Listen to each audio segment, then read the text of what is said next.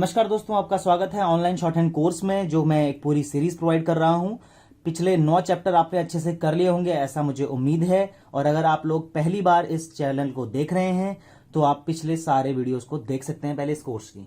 ठीक है दोस्तों, हम चैप्टर 10 आज शुरू करेंगे और ये है loop ST, SD and STR। ये क्या है लूप क्या होती है और सिर्फ इन तीनों की ही होती है क्या, ये चीज हम देखेंगे। तो सबसे पहले बात कर लेते हैं ST और SD। पहले तो ये क्लियर कर दूं कि सिर्फ इन 3 चीजों की लूप होती है। इसके अलावा इसमें कब और कहां पर इनको यूज किया जाता है और इसका साइज क्या होता है ये देख लेते हैं। ST या SD ये कवर किया जाता है, पूरा हाफ स्ट्रोक को कवर करता है। ये बनता कैसे है ये आपको नीचे अभी मैं दिखाऊंगा। और अगर STR की लूप लगेगी तो वो 2/3 एरिया को कवर करेगी एक स्ट्रोक के।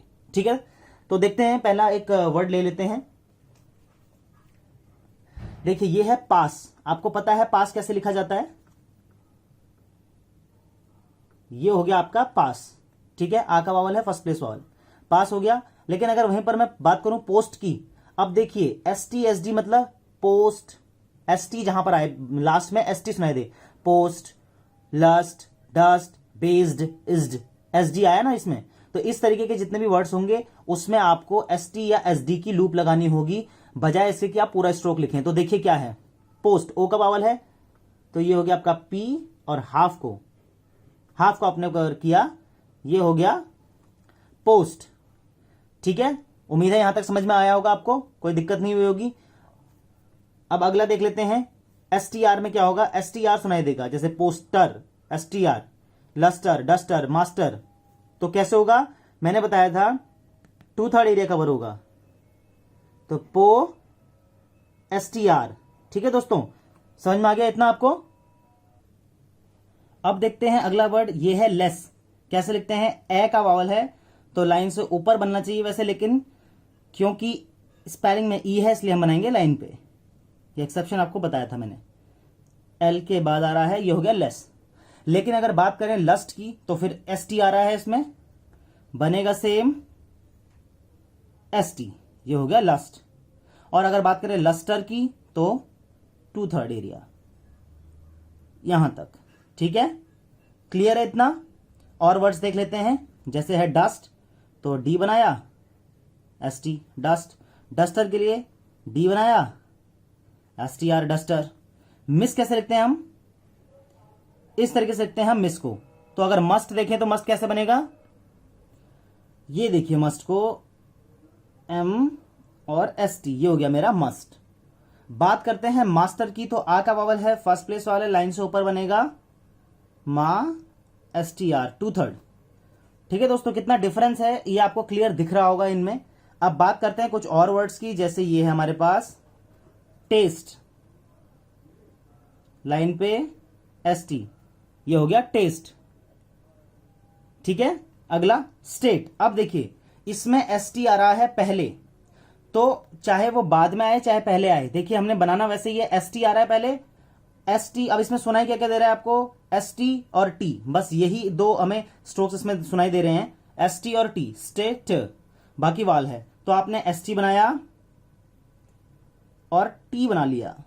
अगर आप जैसे आपने टेस्ट में क्या किया, पहले आपने T बनाया फिर ST लगाया, इसमें ठीक ये ऐसे था, अब आपने ठीक उल्टा कर देना है इस तरीके से, पहले ST लगा फिर T बना, तो ये हो गया आपका स्टे, ST फिर A और फिर T, स्टेट।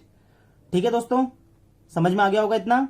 स्टॉप में भी सेम वैसे बनेगा, ओ का वावल है, ये आ गया ST ऑप, स्टॉप। स्टेज में सेम वही, समझ में आ गया इतना, कोई दिक्कत आपको यहां तक नहीं हुई होगी। ये अगर आपको क्लियर हो गया है तो अब आगे देखते हैं आगे इसमें और क्या क्या है। दोस्तों अभी मैंने पीछे आपको बताया कि ST और SD की लूप जो है वो कैसे लगती है, और STR की लूप भी मैंने आपको लगा के दिखाई। ST आपने देखा होगा लास्ट में भी लगा था और शुरुआत में भी लगा था। जब टेस्ट हमने बनाया तो उसमें लास्ट में लगाया था ST, और जब हमने स्टेट बनाया तो उसमें स्टार्टिंग में लगाया। तो ST और SD जो है स्टार्टिंग और लास्ट कहीं भी आ सकता है, लेकिन STR जो आपने पोस्टर में लिखा था, STR जो है कभी भी किसी भी स्ट्रोक के स्टार्टिंग में नहीं लगता। ठीक है, जैसे स्ट्रेट आया तो उसमें STR आ रहा है, लेकिन वहां पर आप लूप नहीं लगाएंगे STR की। उसका एक कारण है, वो कारण क्या है ये हम अगले चैप्टर्स में पढ़ेंगे। वो पूरा एक अलग ही जोन हो जाता है, एक स्ट्रोक को बनाने का एक तरीका ही अलग हो जाता है। वो आपको मैं आगे के चैप्टर्स में पढ़ाऊंगा। लेकिन अभी आपको ये ध्यान देना है कि STR कभी भी शुरुआत में आए तो कभी भी आप उसकी लूप नहीं लगाएंगे। ठीक है दोस्तों, अब देखते हैं कि मिडिल में अगर आ जाए ये जितने भी लूप्स मैंने आपको बताए ST SD, अगर मिडिल में आ जाए तो आप कैसे लगाएंगे, या STR मिडिल स्टार्टिंग में लग सकता है, लास्ट में लग सकता है, मिडिल में भी लग सकता है सारे, लेकिन STR में क्या होगा, वो शुरुआत में नहीं लगेगा, बस ये ध्यान दीजिए। अब हमने देखा इलास्टिक, इलास्टिक में क्या हो रहा है, एला ST और K, ठीक है, तो बीच में आ रहा है, तो हमने क्या किया, एला ST और K ये बीच में लग गया। ऐसे ही पोस्टिंग में क्या आ रहा है, बीच में आ रहा है, पोस्टिंग में पो ST इंग पोस्टिंग। डस्टिंग में क्या आ रहा है, ड ST इंग। कितना इजी है। ऐसे ही टेस्टिंग में देख लेते हैं, टे ST इंग टेस्टिंग। टेस्टिफाइंग, सॉरी ये टेस्टिफाई है, तो टेस्टिफाई में कैसा होगा, टे ST और फाई, बस। टेस्टिफाई ये है हमारा जस्टिफाई, JST और फाई जस्टिफाई। मास्टरपीस, अब देखिए STR बीच में आ रहा है ना, मास्टर STR, तो मा STR और फिर पीस, ये तो आपको पता ही है कैसे बनता है। ठीक है, इतना आपको समझ में आ गया, कोई दिक्कत इसमें, कितना इजी है बहुत। मैं आपको ये जो वर्ड्स आपको बताता हूं लिमिटेड इसलिए लिख के दिखाता हूं ताकि आपको समझ में आ जाए।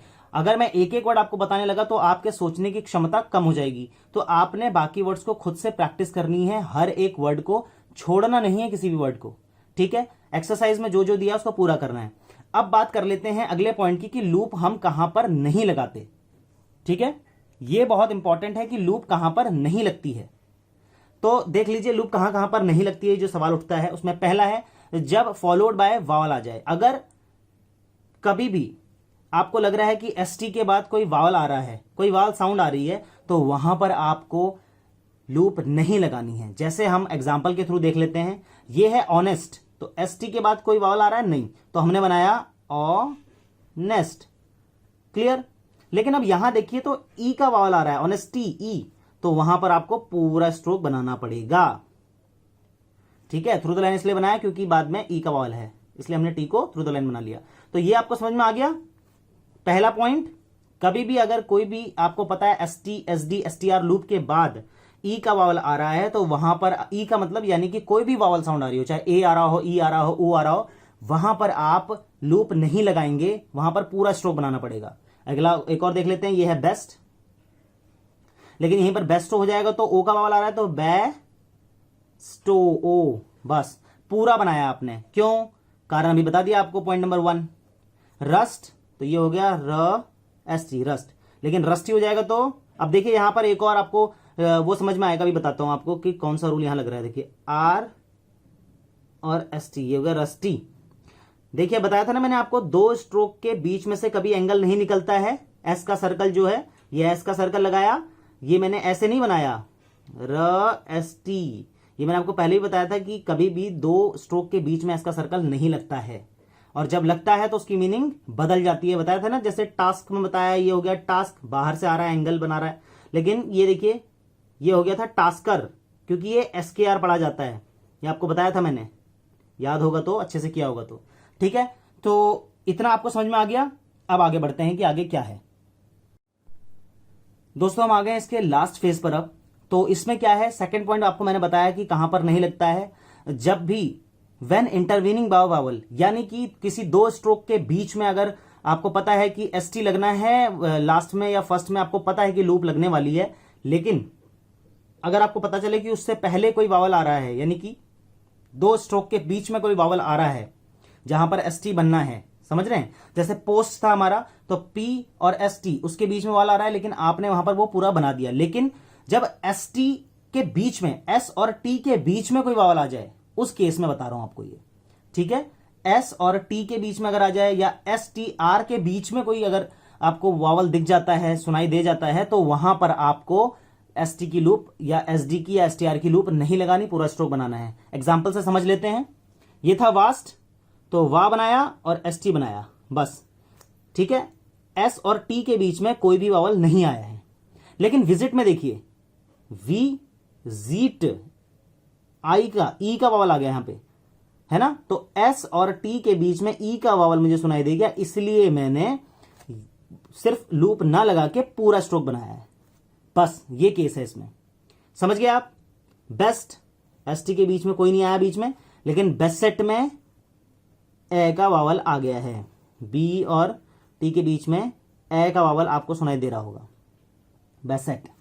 ऐसे ही पोस्टर, पोस्टर में आपने पी ये बनाया पोस्टर, लेकिन पोस्चर, पोस्चर आपको यहां पर एक डिप्थोंग सुनाई दे रहा है अ का, यू वाला पोस्चर, है ना। तो एस टी और आर के बीच में, एस टी और आर के बीच में यू का आपको यहां पर डिप्थोंगिक सुनाई देगा, इसलिए आपने नहीं बनाया लूप, आपने पूरा स्ट्रोक बनाया। क्लियर है दोनों पॉइंट कि कहां कहां पर, जब बाद में वावल आ जाए कोई साउंड, या फिर S T, S D, S T R इनके बीच में कोई वावल आ जाए, तब आप इसको नहीं लगाएंगे, ये रूल नहीं लगेगा। ठीक है, बस ऑलमोस्ट खत्म है। अब देखते हैं ग्रामोलॉग्स क्या क्या है इसमें। ग्रामोलॉग्स फर्स्ट इस तरीके से बनेगा, ये रहा बना हुआ, ये ऐसे ऊपर से नीचे को नहीं, इस तरीके से। इन्फ्लुएंस, ये रहा इन्फ्लुएंस्ड, एस डी की लूप। नेक्स्ट ये रहा मोस्ट, वी, और भी इसमें है, वो जो बाकी बचे हुए हैं वो आपको खुद प्रैक्टिस करनी है, जैसा मैं हमेशा से कहता हूं। अच्छा, अब आप देखेंगे कि आपको एक रिविजनरी दिखाई देगी। दोस्तों, इस बुक की बहुत अच्छी खासियत यही है कि इसमें रिविजनरी दी हुई है। रिविजनरी मतलब आपने अब तक के पिछले जितने चैप्टर पढ़े हैं, यानी कि टोटल 10 चैप्टर जो आप पढ़ लिए हैं, उन सबका मिला जुला ये पूरा एक आपको एक्सरसाइज दी गई है जो आपको प्रैक्टिस करनी है। आपके बिल्कुल कॉन्सेप्ट क्लियर हो जाएंगे जब आप इसको अच्छे से करेंगे, तो रिवाइज हो जाएगा पूरा सब कुछ, चैप्टर 1 से लेकर चैप्टर 10 तक सब रिवाइज हो जाएगा। तो ये बहुत इंपॉर्टेंट है, इसको करना ही करना है, 5 से 7 बार इसको करना है। जितनी बार करेंगे उतनी बार अपनी आउटलाइन को अपने पढ़ना है। यहीं से शुरुआत हो जाती है आपकी एक्यूरेसी की। एक्यूरेसी कहां से आएगी? आपको इसे कंटिन्यू पढ़ते जाना है। जब आप इसे करेंगे, इसको लिखते समय भी कॉपी करेंगे, बिल्कुल डिट्टो डिट्टो आपको पता होगा। अगर स्ट्रोक तो बढ़िया है, नहीं तो आप इसको देखिए कि किस तरीके से बना है, क्या रूल लगा है। जो आपको पीछे मैंने समझाया है, अगर उससे आपको कोई दिक्कत आ रही है तो आप कमेंट सेक्शन में बताइएगा। एक तो ये करना बहुत जरूरी है। दूसरा, जो मैं हमेशा बोलता हूं, ऑनेस्टी के साथ सारी एक्सरसाइज की कंप्लीट करनी है। पिछले आपने जितने चैप्टर किए, अगर उसकी आपने कोई भी एक एक्सरसाइज छोड़ी है तो आप समझ लीजिए कि आप खुद से धोखा कर रहे हैं। आपको ये बिल्कुल भी नहीं करना है, ठीक है। तो इस चैप्टर में बस इतना ही था। पहला पड़ाव हमने पार कर लिया है, ये समझ लीजिए आप स्टेनोग्राफी का। जब रिविजनरी ए हम कर लेते हैं तो समझ लीजिए पहला पड़ाव हमने पार कर लिया है 10 एक्सरसाइज करके। अब अगला पड़ाव हम स्टार्ट करेंगे अगले चैप्टर में। आपसे मुलाकात करूंगा अगली क्लास में अगले चैप्टर के साथ। तब तक के लिए बाय बाय, टेक केयर।